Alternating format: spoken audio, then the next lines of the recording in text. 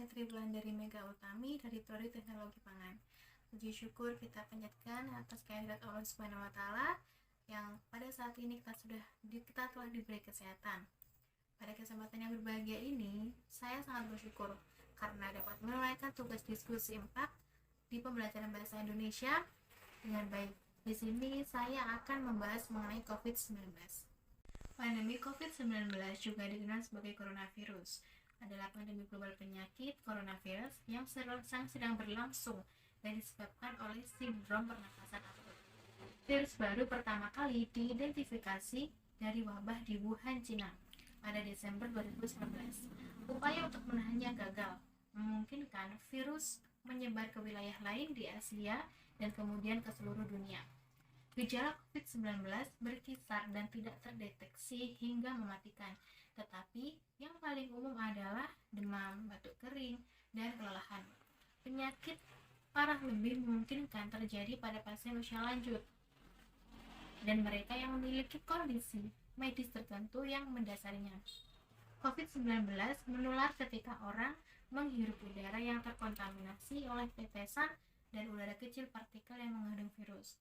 Resiko menghirup ini paling tinggi ketika orang berada dalam jarak dekat, tetapi mereka dapat tertular dalam jarak yang lebih jauh, terutama di dalam ruangan. Penularan juga dapat terjadi jika cairan yang terkontaminasi mencapai mata, hidung, dan mulut. Orang yang terinfeksi biasanya virus berada dalam tubuh selama 10 hari dan dapat menyebarkan virus bahkan jika mereka tidak menunjukkan gejala. Pandemi COVID-19 masuk ke Indonesia kurang lebih 3 tahun dari sekarang. Di tahun 2019, wabah ini ditemukan di Wuhan pada bulan November. Ada kemungkinan penularan dari manusia ke manusia terjadi sebelum penemuan. Sumber resmi Cina mengklaim bahwa kasus awal sebagian besar terkait dengan pasar grosir makanan laut Wuhanan yang juga menjual hewan hidup. Namun, pada Mei 2020, Direktur CCDC George Gao mengindikasikan pasar bukan asalnya. Pada tahun berikutnya yaitu 2020, awalnya jumlah kasus berlipat ganda, kira-kira setiap 7,5 hari. Pada awal dan pertengahan Januari, virus menyebar ke provinsi-provinsi Cina lainnya, dibantu oleh migrasi Tahun Baru Cina. Wuhan adalah pusat transportasi dan persimpangan kereta api utama.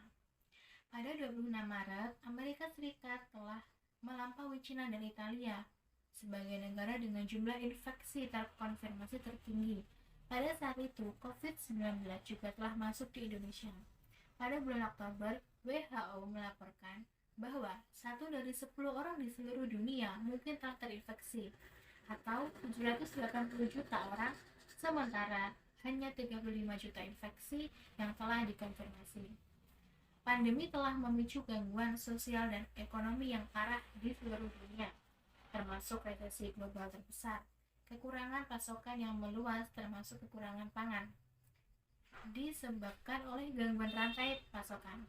Berkurangnya aktivitas manusia melihat penurunan populasi yang belum pernah terjadi sebelumnya. Institusi pendidikan dan area publik ditutup, sebagian bahkan seluruhnya.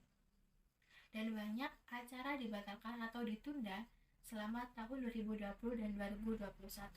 Informasi yang salah telah beredar melalui media sosial dan media massa, serta ketegangan politik meningkat. Pandemi telah mengangkat masalah diskriminasi ras dan geografis, kesetaraan kesehatan, dan keseimbangan antara keharusan kesehatan masyarakat dan hak individu.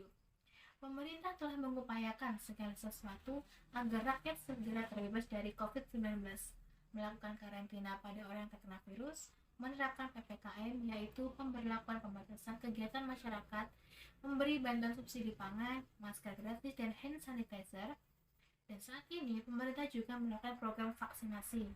Vaksin COVID-19 telah disetujui dan didistribusikan secara luas di berbagai negara sejak Desember 2020. Menurut Stadis Juni 2022, vaksin COVID-19 mencegah tambahan 14,4 hingga 19,8 juta kematian di 185 negara dan wilayah dari 8 Desember 2020 hingga 8 Desember 2021. Tindakan pencegahan lain yang dapat kita lakukan sendiri yaitu memakai masker, meningkatkan ventilasi dan penyaringan udara, makan makanan yang sehat, perawatan diri dengan mengkonsumsi obat antivirus atau vitamin, dan kontrol gejala.